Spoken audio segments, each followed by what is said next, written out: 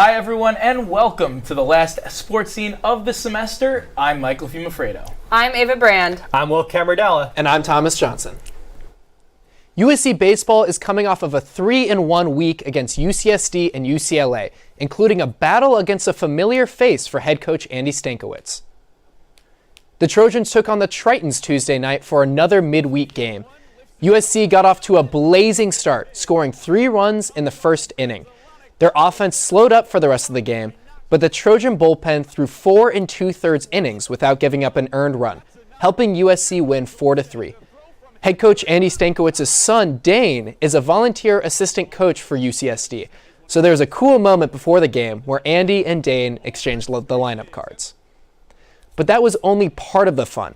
The Trojans took on the UCLA Bruins for a 3-game set this past weekend. USC dropped the Friday night game 9-3, but came back to win Saturday and Sunday. Caden Aoki had a quality start Saturday pitching over 6 innings of 1-run ball en route to a 5-1 Trojan victory. Sunday's matchup was a lot tighter, though. The game was tied 5-5 going into the bottom of the 9th when Cole Gabrielson laced a ball into right field for a walk-off win.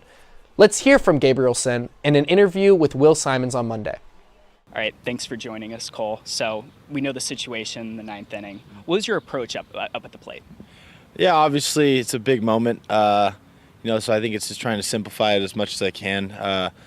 Getting to 2 strikes is obviously not the situation you want to be in, but just looking to put the ball in play. I knew he was going to try and come at me with a fastball, especially early in the count. I got my swing off, just fouled it off, and wasn't able to put that in play. So just thinking shorten up and get a pitch I can drive, and just wasn't trying to do too much. Just a base hit was all we needed, and I was able to put a good swing on a good pitch and able to get the job done for the boys. Then obviously after the hit, you go sprint out into left field over there, getting chased by your teammates. How did that celebration feel? Oh, it feels great. I think just to have the satisfaction that we beat the Bruins and crosstown rivalry.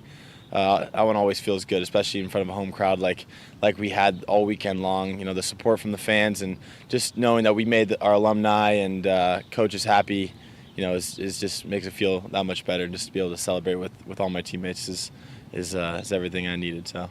Yeah, and then finally, obviously you lost Friday, but bounced back on Saturday, Sunday, get 2 big wins, get a series win over a good UCLA team. How does that help your team's momentum going forward? Yeah, absolutely. I think on Friday we just kind of got away from ourselves.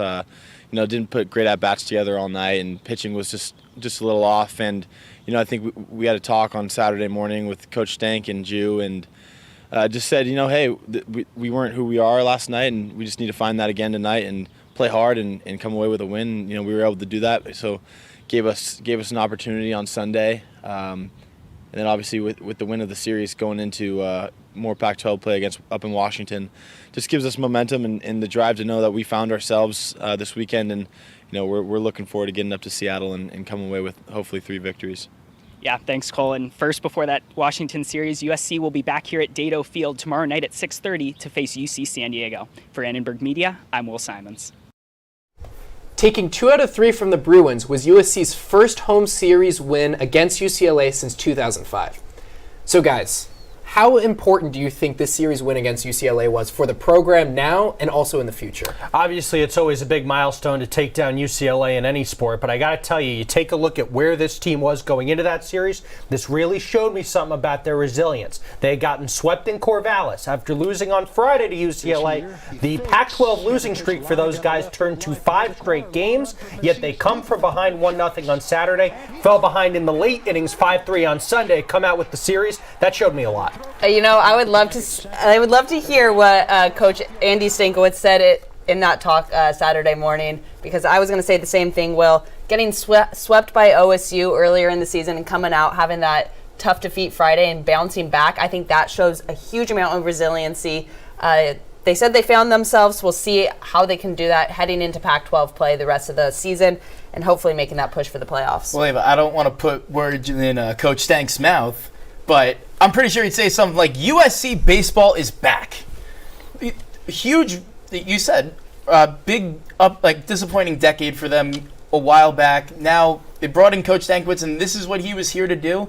They are now having a phenomenal record. They're 4th in the Pac-12 right now. They have a huge series coming up against Oregon they're peaking at the right time, and maybe a push for the Pac-12 title game, not too sure about that, but push to make it to the regional round of the College World Series or even get ranked by the end of the year. That's a huge achievement from where this team was a year back and to where they are now.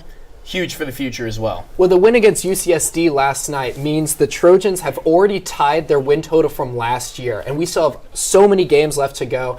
And honestly, it was that UCSD win that really did it for me. They started the season 0-3 in the midweek games, and they have gone 6-1 since, winning 4 straight. Midweek games are hard to win. You play a series over the weekend. You might not have your best starting pitcher on that Tuesday or Wednesday game, but they have been lights out in those games. So I know I opened up the question about UCLA, but it was really that UCSD win that did it for me. Yeah, and sorry, go. I was just going to say a special shout out to Austin O'Verne. I think he's one of the key factors for the Trojans. He's a freshman starting in center field, already broken the triple record for USC's first season. Hitting leadoff. I think having a player like that on your roster, obviously you have the new coach and a different team, but I think having a player like him come in and have the impact he's had has just brought resurgence to this program and a different energy that has been lacking the past decade. Well, everyone mentioned Andy Stankiewicz, and 2 key managerial decisions I think he made in that UCLA series that really helped them. In that Sunday game, instead of starting Eric Hammond, who's been their Sunday starter most of the year, but he's been struggling, he moved their midweek starter Blake Soderston into that role, and he was fantastic. 5 innings pitched, 2 hits allowed, no runs allowed. It was a really big boost for them and a big reason they won that game. Also, the decision to move Johnny Olmstead up to the cleanup position after losing Friday. Since he's moved up there in 3 games, 4 for 9 at the plate, 2 home runs, 5 runs batted in. And that managerial decision obviously helped. Eric Hammond pitched in that midweek game yesterday, only gave up 2 runs. He played great. Yeah, so it seems like the future is bright for USC baseball. USC football, though, some of their stars are going to have a bright future as the NFL draft starts tomorrow. The Trojan NFL family, it looks like it's about to grow. Some names to watch out for on day 3 of the draft are running back Travis Dye and cornerback Mekhi Blackman. Andrew Voorhees tore his ACL at the Combine, but he's going to be expected to make a team very happy in rounds 3 or 4. Pac-12 Defensive of the Year Tuli Pelotu is projected to go in the 2nd round, but all eyes are on wide receiver Jordan Addison, former Bolitnik.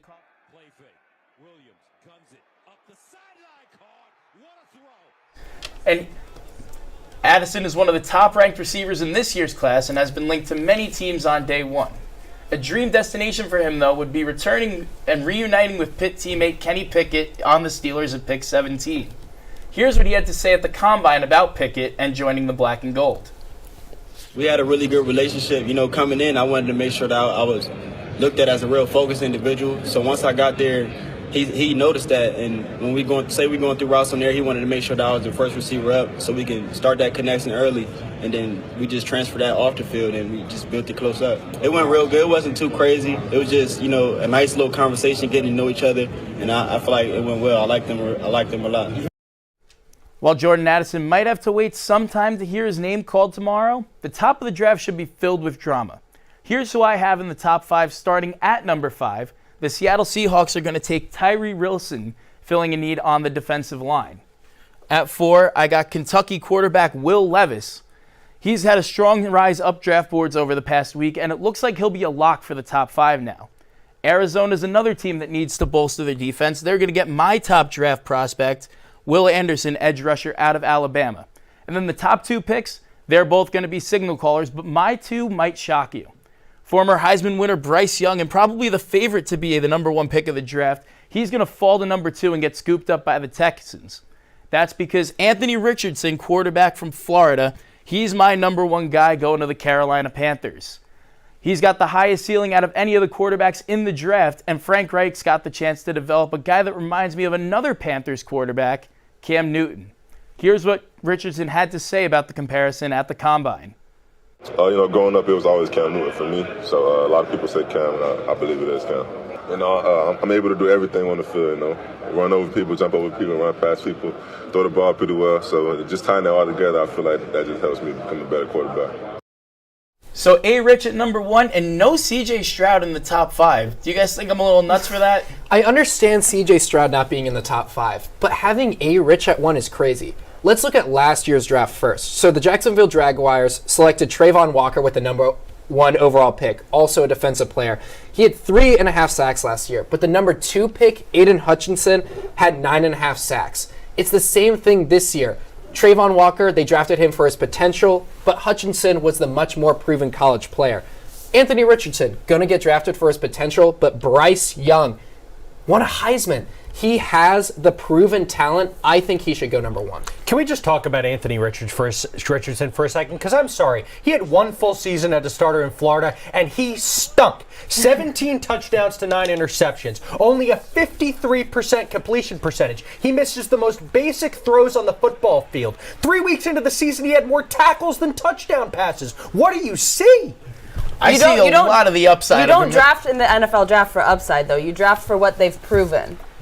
But you draft for he's proven to have a giant frame. He runs the football well. He can make throws. He's shown it over the years. I hope a quarterback can make throws. But when I'm looking at Anthony Richardson, I see the next Cam Newton. I see the next Lamar Jackson. Okay. I see guys that have been successful in the league. I'm going to bring in a different comparison for you. Bryce Young, who I agree will and should go number Kyler 1 Murray. overall. No. I'm going to bring in a different sport. He's like a Steph Curry with a football. That's what Liam Cohen, Kentucky's offensive coordinator and former Rams offensive coordinator, said.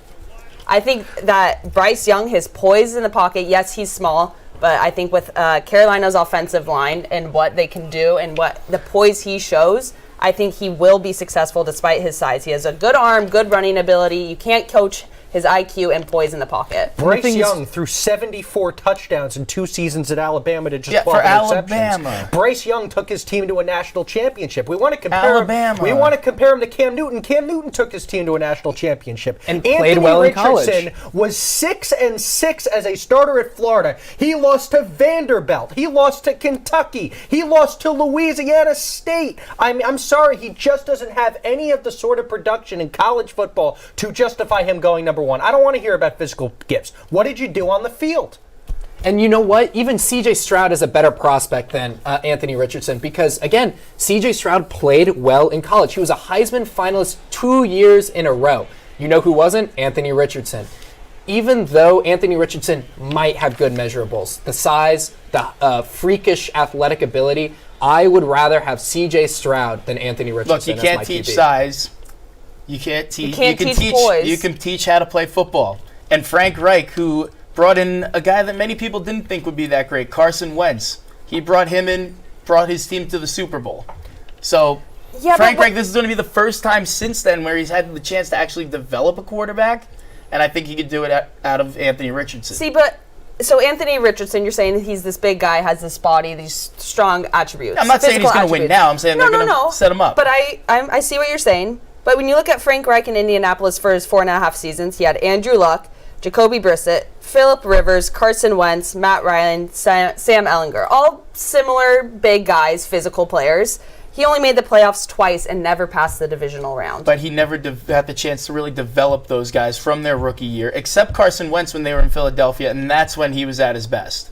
Yeah, but he had Carson Wentz in Indianapolis too, and they didn't do that well with him. He was a shell of himself. All right, enough off-season talk. Let's talk about a sport that's currently going. We're going to move to the Stanley Cup. Let's see. Who do you guys have going number 1, right? Bryce Young. Bryce Young.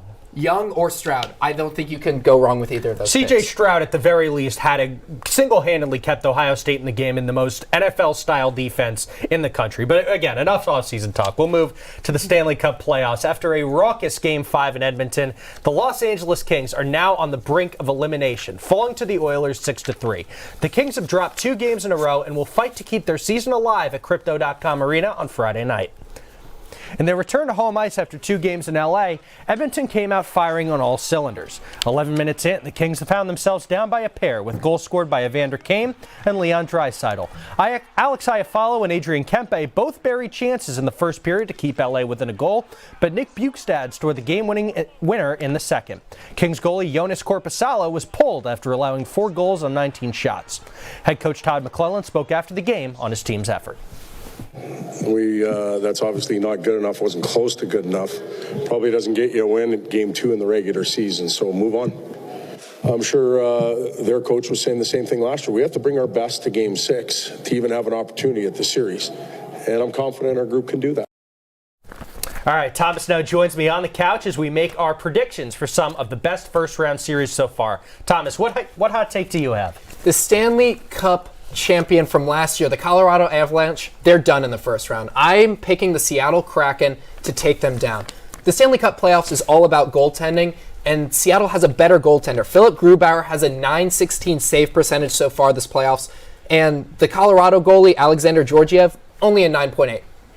Very similar numbers, but I really like Grubauer and Seattle to take this series. The problem is Colorado just has so much firepower. You want me to run through it? Nathan McKinnon, Devin Taves, Mikko Rantanen, Cole Makinen. All these guys are so skillfully able to beat even top flight goaltender, as they were able to do in their Stanley Cup run a year ago. I know Seattle's had a good series. They've already won 2 games. They have the momentum. It's a best of 3 now, with 2 of those 3 games in Colorado. And with those fans rocking, they're going to come out and really take it to Seattle early. I just don't think they can withstand that kind of pressure with all the offensive firepower Colorado has. This is where the experience really takes flight. But Seattle already took a game in Colorado. I'm picking them to do it again, but I don't think Colorado can take another game in Seattle. We saw those fans rocking Climate Pledge Arena just the other night when they won their first playoff game, home playoff game in franchise history. I think that's going to happen again. I think this game goes to seven games. Colorado's going to win the first one. Seattle's going to win the next 2. I agree with you. It goes 7, but Colorado wins. A lot tougher to win on the road in games 5 and 7 than games 1 and 2. But I'll tell you, I've got a really hot take. Let's move to the Eastern Conference, and I got to tell you, I know Toronto's got a 3-1 lead. They're going to blow it. It wouldn't be the first time since their playoff drought, or their first-round series victory drought since 2004. They blew a 3-1 lead to the Boston Bruins in 2013. They did it again to the Montreal Canadiens in 2021. They'll do it again because this team is cursed. They can't get out of the first round. But you listed a lot of names for the Colorado Avalanche, how much firepower they have. Here's what the here's what Toronto has. Mitch Marner, Austin Matthews, Ryan O'Reilly, John Tavares, and William Nylander. That's so much offensive firepower that I don't think Tampa Bay can come back from a 3-1 deficit. Their season is in a tailspin. Andrei Vasilevsky, only an 85.6% save percentage in the playoffs. He is their goaltender. They're really great goaltender, but he is in a tailspin himself. Well, here's the thing. Both goalies have been awful in this series. Both Vasilevsky and Samsonov for the Leafs have been terrible. Save percentage is below 900. But who can actually improve on? Samsonov can. Vasilevsky still has the potential to steal a game or 2. And it's a game or two. They are down 3-1. All Toronto has to do is win one more game. You listed all those Toronto firepowers. All I heard is a list of guys who never get it done in the playoffs. Ryan O'Reilly won a Stanley Cup with the St. Louis Blues just in 2019. Tavares hasn't gotten out of the first round in Toronto. Matthews hasn't. Nylander hasn't. Tampa's got Cup champions. Stamkos, Kucherov, Hedman, Point. I can go on and on. They have the experience. We haven't seen them with their backs against the wall like this in a while. They're going to come back with a real vengeance and win 3 in a row.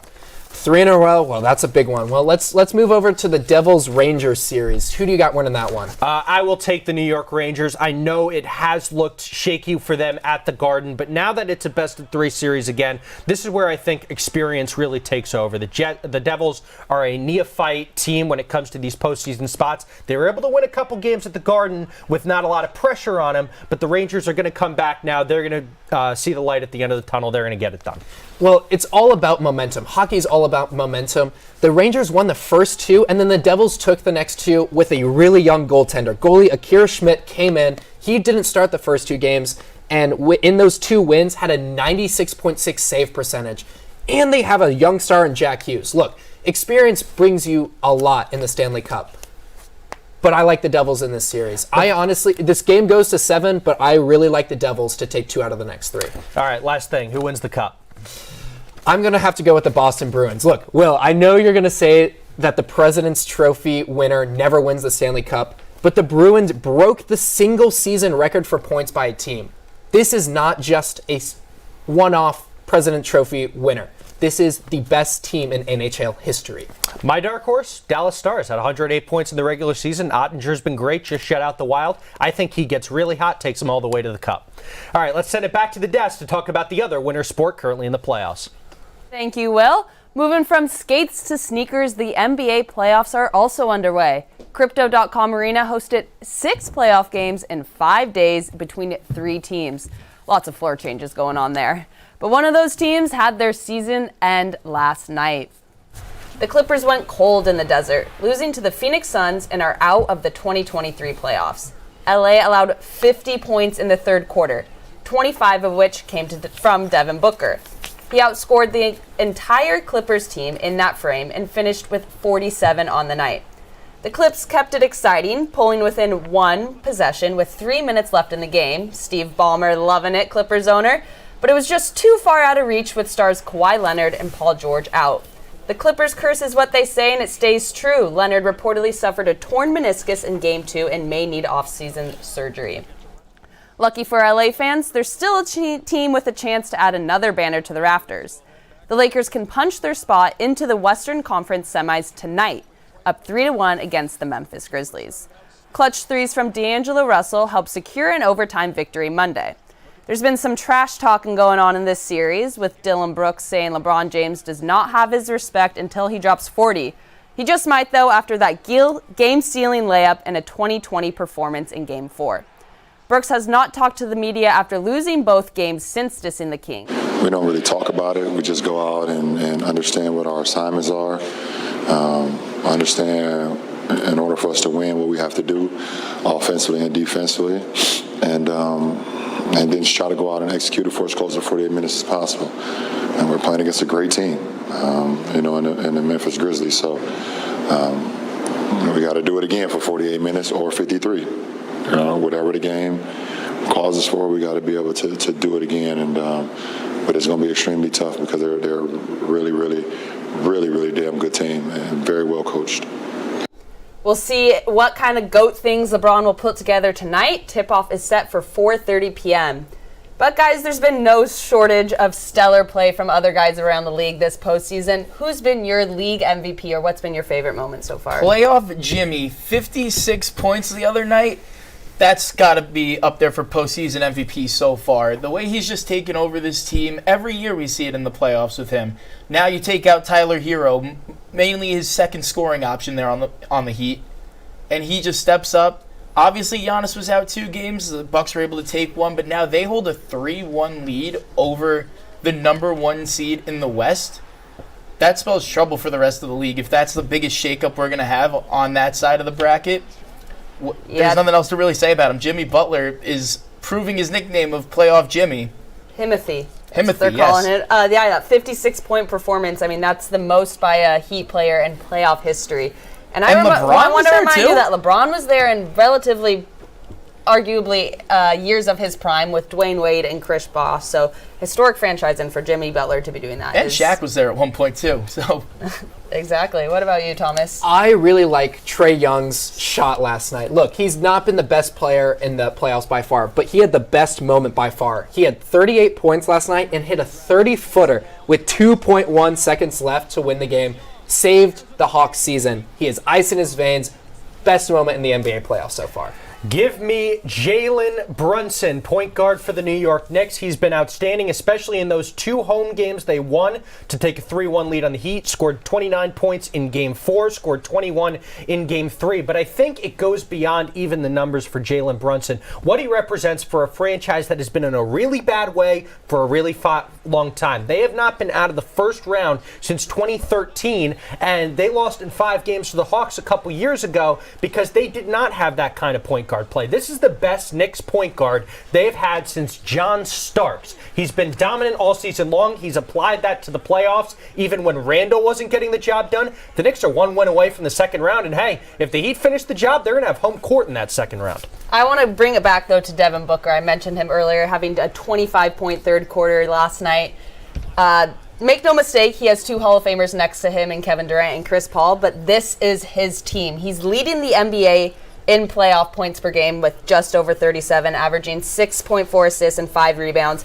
I don't think any player is as good as Devin Booker at scoring when Booker gets hot. We'll see if he can sustain that throughout the playoffs. I think that's the biggest question because we saw a couple years ago in the finals he kind of went cold. But, I mean, when he gets going, I don't think there's any player that's better. Do you think the Suns can win it all this year, Ava? I think they have the pieces. My biggest question when they made all those trade moves was the chemistry. They've seemed to make it work so far. I think their next series against Denver should probably be the Western Conference Finals matchup. But wow, I think the winner of that goes on to the finals. I'm saying the exact opposite. I think the winner of the next series is likely to make it out of the West. You are going to have the Lakers, and it looks like the Warriors are making a little push to come back down 2-0. And the Warriors on the road, though, are one of the worst teams in the NBA. Do they have the ability to win? They just got to win one. Do they have that ability? I'm not so sure, but they like we were talking about with hockey, it's playoff experience that matters. And you have LeBron James, you have Steph Curry, you have Klay Thompson, you have Anthony Davis, all champions. They're going to be going up against each other in the second round most likely, and then whoever wins between Denver, who's not really proven, and Phoenix, they got Durant, but the other 2 guys, not great success in the playoffs. I think Denver is proven enough. They have Nikola Jokic, a 2-time MVP winner. I really like the Nuggets to come out of the West. Look, I'll tell you this. That Lakers-Warriors, if you get that in the second round, must-watch television. But I just want to add one thing. Because we talked about who's the MVP of the postseason, I'll take the LVP, the least valuable player. Dylan Brooks has made such a jackwagon out of himself in this postseason. all leading up to this series, all he wants to talk about is LeBron's old. I'm going to dominate LeBron. I don't respect LeBron. Those 2 games at the Crypt, he had a combined 18 points, shot 3 of 13 from the field in Game 3, and decides to take his frustration out by tapping LeBron where you really don't want to get tapped as a guy, and then getting himself ejected. He's really embarrassed himself. Hey, well, he said he didn't mean to do that. He didn't mean to, but you're right. You got to put your money where your mouth is. You can't go out there and go 4 for 17 from the field and then say, "Oh, I held LeBron to a 20-20 game." Yeah, I'm gonna quote Tim McMahon and say one of my favorite things about Dylan Brooks. If you bark, you gotta bite. You can't brick. Yeah. And he's been bricking and hasn't been barking actually after the games. Now he's been relatively quiet and going into a contract year, not to mention. So what's he gonna say? It'll be interesting to see what the Grizzlies do with him. But that's gonna wrap it up. We can't believe that it's been a wrap for Sports Scene this school year. From everyone at Annenberg Media, have a fantastic summer, and we'll see you in the fall for all things USC athletics.